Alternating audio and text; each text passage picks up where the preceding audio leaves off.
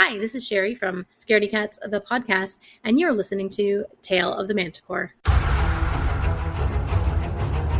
The following podcast is intended for a mature audience. Listener discretion is advised.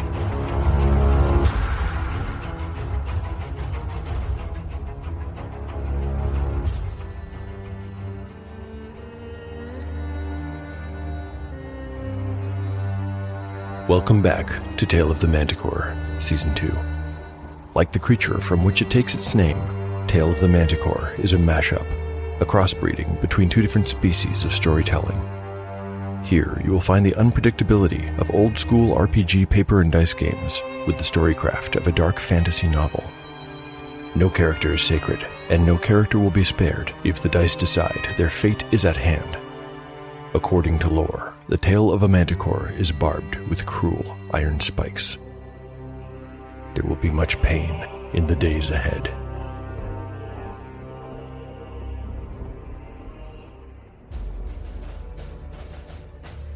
Last time on Tale of the Manticore. The last chapter is dominated by a meeting between Bromley and Shaune on one side and the companions on the other as they talk into the small hours in the cellar of the alehouse.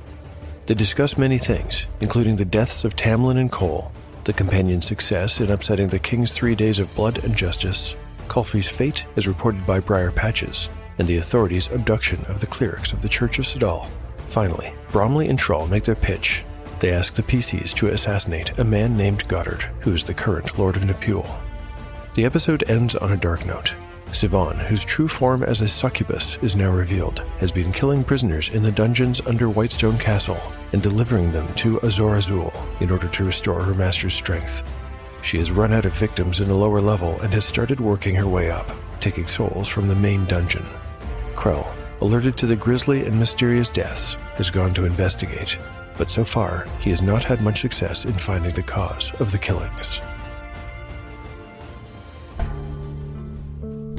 Chapter 49, Part 1, Day 127, Late Morning, Party Status.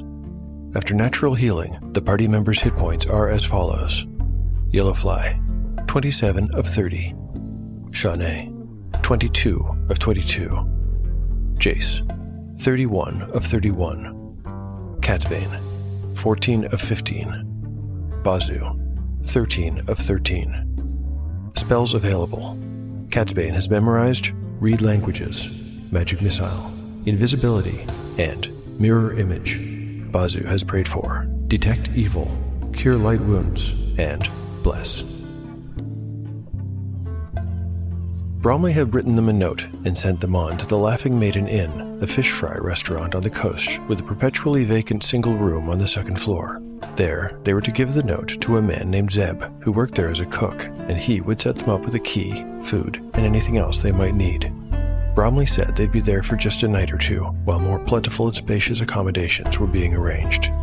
Zeb was a stranger to the companions, but Cole had known him well. Zeb had employed him in the kitchen now and again, whenever Cole needed some extra money. The single vacant room that never had a guest, Zeb's extensive knowledge of Nepule's history. It would have all suddenly made sense if Cole had survived to be there now. Zeb was a high-ranking member of the Free League of Nepule, and the room over the restaurant was used as a secret meeting place for the leadership. Not long after each of them had dropped their few belongings and staked out a scrap of floor space for their bedroll, Yellowfly asked Shaune, who by general consensus was given the use of the single small bed for herself, how she had known that Bromley and Shaune were trustworthy men. "I knew they were unsure about us, and that told me I could be reasonably sure about them," came the wry reply. Yellowfly tapped the side of his nose and gave her an exaggerated conspiratorial wink. "You heard part of their conversation, I'll wager." He remembered Shaune having held up a finger to silence them as she listened to the stranger's approach. "Indeed, I did," she teased. "Well, what did you hear?" "One said to the other that we were no blind men of the orchard. You remember the story?" Yellowfly nodded sagely, as did Catsbane. Tam had told the parable to his companions once or twice. Jace and Bazu looked at each other nonplussed. Bazu shrugged, but Jace huffed and said, "For the ignorant among us, would you care to elaborate?" "No need for sarcasm, Jace," scolded Shaune. "I'd be happy to tell you. She fished Tam's orphan key on its chain from under her shirt and held it in her hand as she told the parable to Bazu and Jace. When she was done, she said, "And so, when the man said we were no blind man of the orchard, he meant..." He meant that his companion was not merely seeing what he wished to see. Bazu nodded as he spoke. "Correct," confirmed Shaune. "Bromley was hoping very badly to find some companions for his cause, and, evidently, Schroll thought that we were the genuine article." Shaune, if I may, that key you hold, was that Master Tamlin's holy symbol? Shaune looked misty-eyed for a moment before she sniffed and said, "It was, yes." Then she tucked it back under her shirt to communicate she did not want to discuss it further. Bazu picked up the unspoken communication and changed the subject back. Shaune, you must have very keen ears indeed to have heard those men's conversation from such a distance. Shaune shrugged and bit into a strip of dried fish, part of the provisions Zeb had given them. It is a truly miraculous gift. Dramatis personae. Shaune. This was her third stint in prison. The first two, both for the crime of insolence, had lasted 3 months apiece. As an adolescent, Shaune had trouble keeping her opinions about the merchant class to herself. This time, her sentence was 5 months, but she hadn't even offended any wealthy people this time, at least not directly. This sentence had been given her by the magistrate for the crime of fighting in public. The old magistrate had warned her that if it hadn't been a fellow urchin she had beaten up, the sentence might have been much longer. It didn't help that the beating had been given in midday, right in front of an audience of shop-going nobles in the merchants' district, not too far from the Dunwich Cidery Company, as it happened. "If you wish to stay out of prison, stay out of trouble, and stay in the warrens where you belong next time," the magistrate had advised, waving her off to hear the next case. She'd been taken, in irons, by a pair of hirsute guards and thrown in a communal cell under Whitestone Castle. As with her previous days in the very same pen, she reflected with bitter humor that living under a castle was the closest she would ever get to living in a castle. The 3 stays in Culfrey's dungeon, combined, totaled almost a year in length. She learned a lot in that almost a year. She was already fleet of foot, quiet as a mouse, and reasonably adept at cutting purses by this age. But it was the people she met in Whitestone's dungeon that took her skills to a new level. Down there, in the dark, there was nothing to do but talk. The men and women who languished alongside her were not stingy with their stories either. Shaune proved to be an apt pupil. It was here that she learned how to load dice, cheat at cards, and even find and disable traps. There was Shortstraw, who called himself the best unlucky thief in Silmoral, and Tion, the whore, who painted her lips and cheeks red. There was Gerhardt, the smuggler, and Viora, the forger. Each one had something to teach her. The dungeon was more of a school for thieves than a place to do penance. But for all the advice and mentorship, the thing Shaune learned best, she learned on her own. It was in the dungeons under Whitestone Castle where, more than anything else, Shaune learned how to listen, and not just to criminal stories. She would have developed an acuity of the sense even if she had not bent her efforts to improving it, for down in the dark, prisoners tend to notice which of the guards was approaching by the cadence of their boot-shod gait or the way they jingled their keys. Some guards were kinder than others and would give a little extra food. Some were cruel and enjoyed beating the inmates, or worse. Prisoners came and went, and as we said, they all liked to talk about themselves. Often they did so in whispers, and when they thought no one could overhear, Shaune learned where certain valuables were hidden, the location of dead drops, whose prospects were good and whose were ill in the ranks of the underworld, who had betrayed whom, which nobles would give in to blackmail and which would not. All of these things could be had for the talented eavesdropper, and for free. It was in this way, incidentally, that Shaune learned about the existence of the Smuggler's Channel in the Rosedale district by careful attention to the inmate Gerhardt, who would never have shared that information with her willingly. Ultimately, it was her ability to overhear important details that led her to eventually join the church. But that is a story for another time.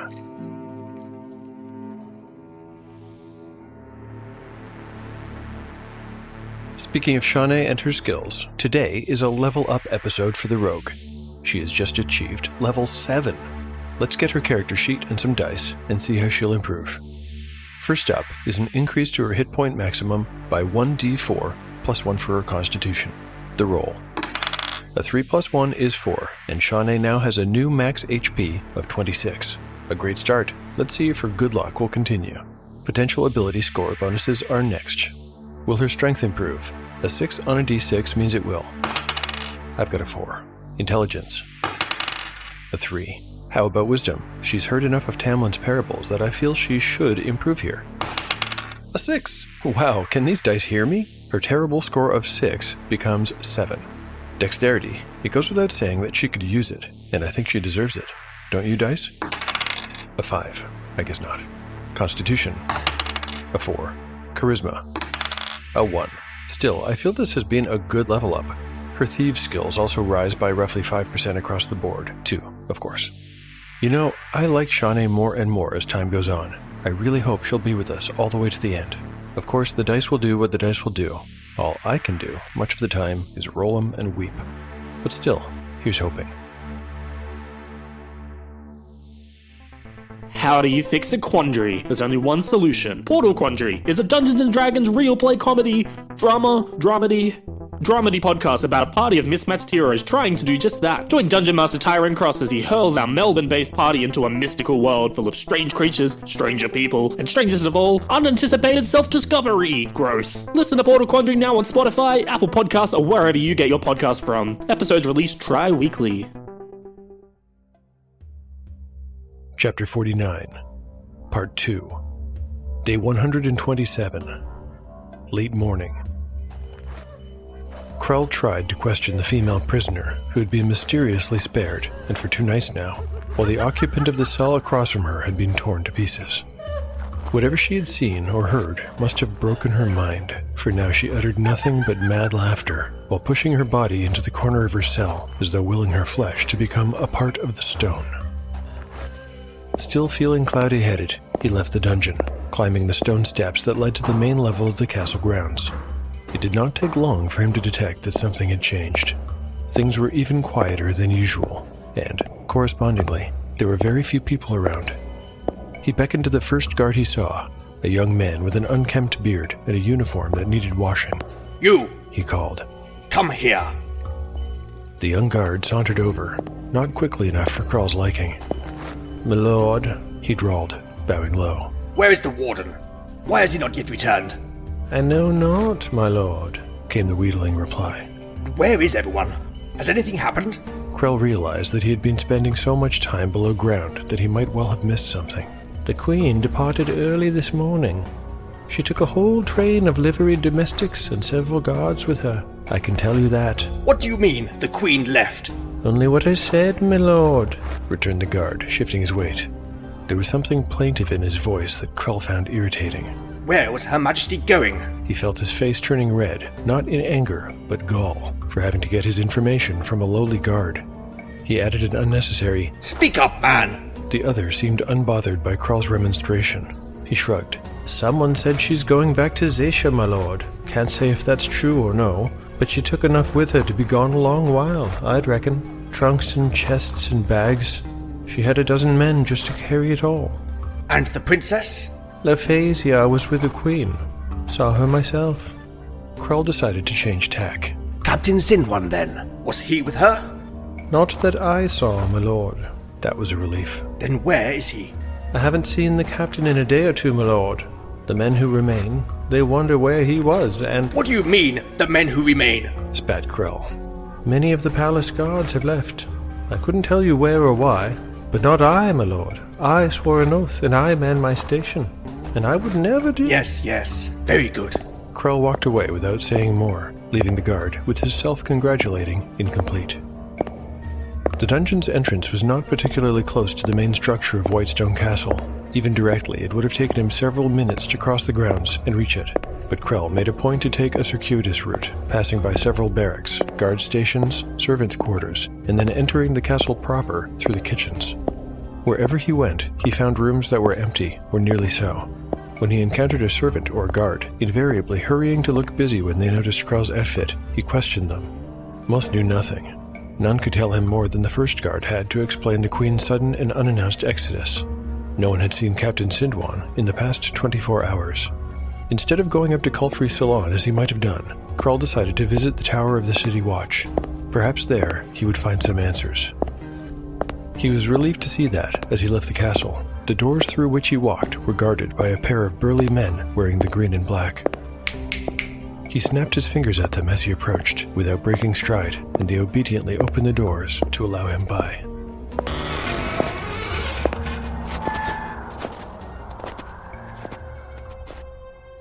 Between the lines, Nipule and Lord Goddard. Nipule is a very different place from Silmoral. Most immediately noticeable is its size. While Nipule has a population of several thousand souls, this is only half the population of the capital. Silmoral is located on a cliff top overlooking the mighty Blue Heron Lake, whereas Nipule touches the shore directly. For this reason, fishing is one of its primary industries.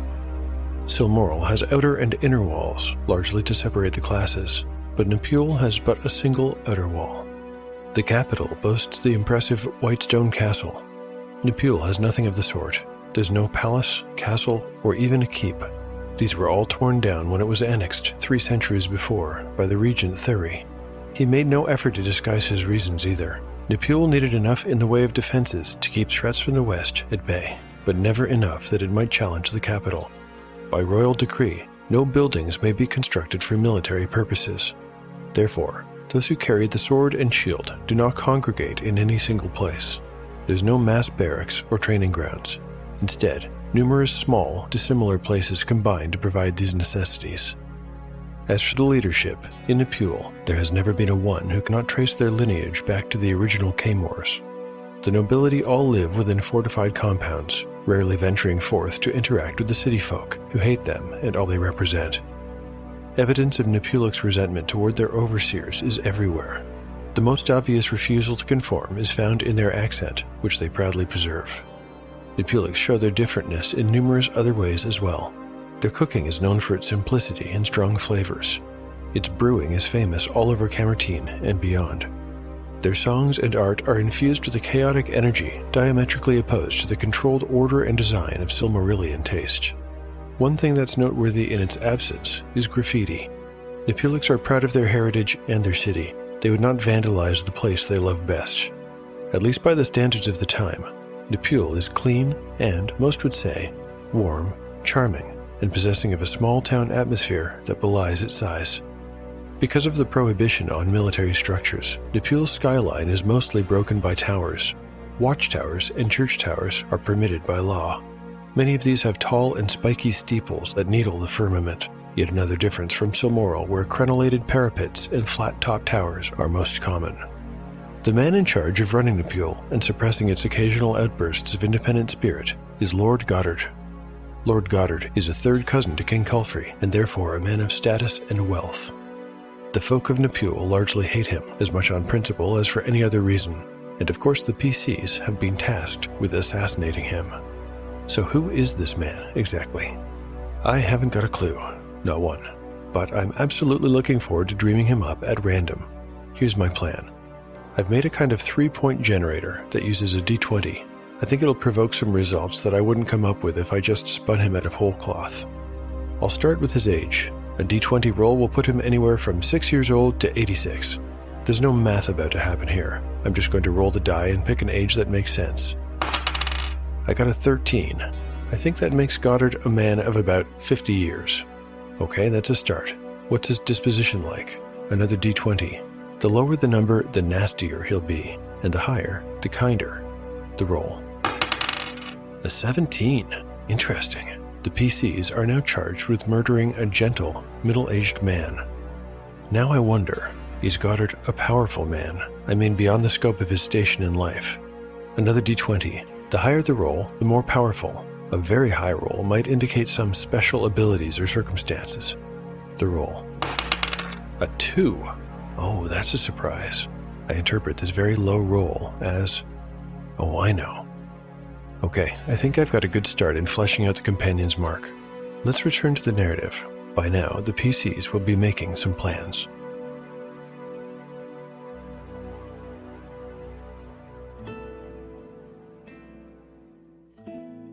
Chapter 49, Part 2, Day 128, Late Afternoon. Party status. After natural healing, the party members' hit points are as follows. Yellowfly, 28 of 30 hit points. Shaune, 26 of 26. Jace, 31 of 31. Catsbane, 15 of 15. Bazu, 13 of 13. Spells available. Catsbane has memorized Read Languages, Magic Missile, Invisibility, and Mirror Image. Bazu has prayed for Detect Evil, Cure Light Wounds, and Bless. They had slept much of the previous day, having been up all night with Bromley and Schroll. Feeling somewhat refreshed, in the evening they sent Jace and Bazu down to the kitchens to request food and drink from Zeb, their host. When they returned, the former had a plate of fried fish, and the latter carried a small keg in his arms and was smiling broadly. They spent a quiet evening in. Shaune looked out the small window at the frozen expanse of Blue Heron Lake behind the restaurant. Jace mended his frayed cloak with a bone needle and some thread. Catsbane looked about their new apartment and discovered a thick, leather-bound tome on the shelf. Opening it, he found that it contained a long history of Nepule. While reading, he would occasionally look up and say things like, "Did you know that Nepule was annexed in the same year that Brannon was founded, and that no Nepulic has ruled here for over 300 years? Bazu looked up with some interest. Jace and Yellowfly grunted a weak acknowledgement that they were paying attention. Catsbane had more to share. The last Nepulic leader was a woman named Kabbaleth. Apparently, the Regent Thuri ordered her head cut off and raised on a pike. He had the pike lashed to the steeple spike atop the southwestern guard tower. Isn't that the same tower near Master Haloran's butcher shop?" "That's right," said Shaune, still looking at the window. "It was left there for months, until the birds and flies had eaten every bit of flesh away. According to this book, her skull was then placed into the keystone of the Lord's Manor when they built it." How awful, observed Bazu. Just a little after dawn of the next day, the companions, who were mostly awake and up, heard a gentle knocking at their apartment door. When they asked who was there, a small voice gave them the correct passphrase that indicated membership or sanctioned by the church. And after giving the appropriate response, the door was opened to admit a boy of 12 or 13 years. He had wheat-colored hair and pale blue eyes. Without any hello or introduction, he bade them to collect their things, as he had been instructed to take them to their new temporary home. The companions obeyed, with Catsbane reluctantly replacing the unfinished volume of history on the shelf and closing the door behind him, as he, following the rest, left the single apartment over the Laughing Maiden.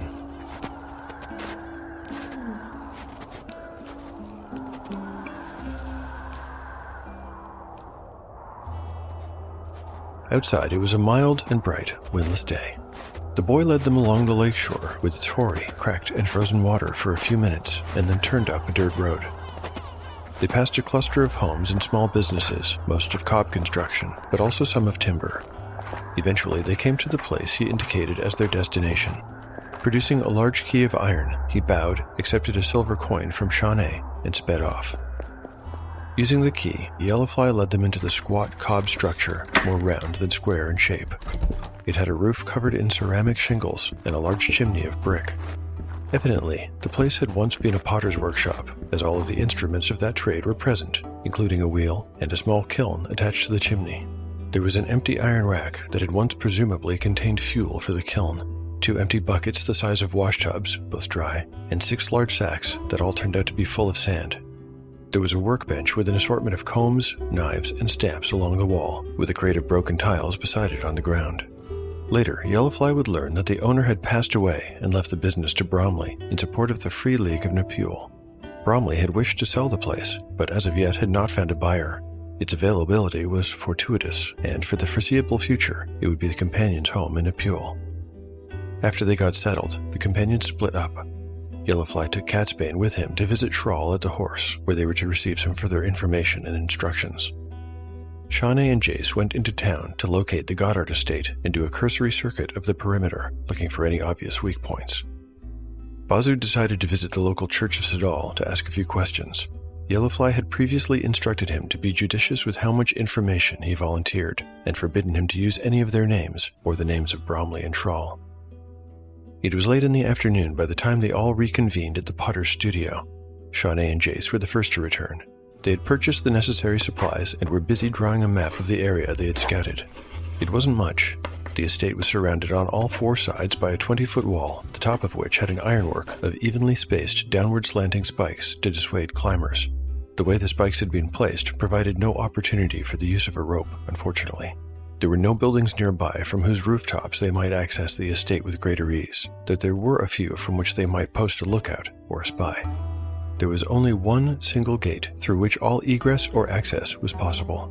It was, as they had expected, something of a fortress. In addition to the rooftop locales, they were able to discover several places that would allow for a street-level observer to remain mostly hidden from view, both in front and in the rear of the estate, and they traced a number of viable escape routes from both of these positions as well. Bazu returned to the potter's studio next. He had been cautious to a fault, and learned only a little, though he remarked that the church was a charming old place and well worth a visit. In gently questioning his fellow clerics about Lord Goddard, he had learned that the man was disliked for his bloodline, but generally tolerated because he regularly contributed to charities run through the Church of Essaluna. Those clerics who had met him personally had found him to be pious and agreeable. Bazu had also found out one more surprising piece of information, and he had been about to share it with his 2 colleagues when Yellowfly and Catsbane opened the door and entered. Yellowfly looked distraught. Catsbane didn't look happy either. The former tossed a large and somewhat heavy package on the ground by the potter's workbench, and immediately shared the same intelligence Bazu was about to reveal. We're not going to like this. They want us to... Vesseluna's tears. I'm not sure this is something I'm prepared to go through with. What is it? Asked Shaune, somewhat alarmed. Bazu raised a finger in the air, about to chime in, but Yellowfly cut him off, tossing his cloak on a peg as he spoke. Catsbane, why don't you tell him? Yellowfly huffed away to take a chair by the fire, but they heard him mutter as he went. Might as well ask me to strangle an old lady. Stammered Catsbane. Very well. The thing is... the thing is that this man we've been asked to murder is blind. Thank you for listening to Tale of the Manticore. If you've enjoyed the show and would like to help to support it, there are loads of ways to do so. You can recommend it online or to friends. You can like and repost episode announcements on X. You can pick up One Shot in the Dark, the Pendulum World Building Tool, or Encyclopedia Manticorica on DriveThruRPG. And finally, you can rate or review the show on your podcatcher of choice. Thanks to everyone for their support of the show. At this time, please allow me to share one of your kind reviews. This one is from Reddit. It was posted by Rogue3_RT, and it's actually not about the podcast, but my ultralight game, One Shot in the Dark. Rogue3RT writes, I love this game. It's simple, yes, but that's what I enjoy about it. Really fun for someone like me that just wants to basically hack and slash in some dungeons and caverns without so many rules to worry about. Brilliant. Thanks very much for the review, Rogue3RT. I had a lot of fun making that game, and it seems to have found a home out there, especially with younger players or players new to RPGs. It's a special thrill to me to think that folks are playing a game I made and having fun with it solo or with a group. It's actually close to going gold on DriveThruRPG. Not quite there yet, but with help from people like you, that may well happen. I'd also like to thank this episode's superb voice talent. I've got my regulars here today. Jace, Bazu, and Catsbane are voiced by the Tumble Die team of Andrew Fling, Kevin Berenger, and Kai Ellen. My thanks as always to these fantastic guys. Also back in his usual role of Krell is Simon J. Williams of Legend of the Bones. It's a classic lineup. For listeners who'd like to get in touch with me, I'm at ManticoreTale on X or Tale of the Manticore Podcast on Instagram. And there's always email, taleofthemanticore@gmail.com. Finally, I keep a blog where I post all kinds of show and RPG-related stuff. You can find it at taleofthemanticore.blogspot.com. The adventure will continue on the next episode of Tale of the Manticore, the story where chaos rolls. Hey everyone, I want to tell you about a webcomic based on the classic D&D adventure module, The Keep on the Borderlands. Follow a party of adventurers as they travel through the adventure. This comic is driven by characters, but the results of actions are based on dice rolls, just like a tabletop game. Start reading this exciting webcomic now. Visit thekeepontheborderlands.justinpfeil.com. Let's discover together what's going to happen.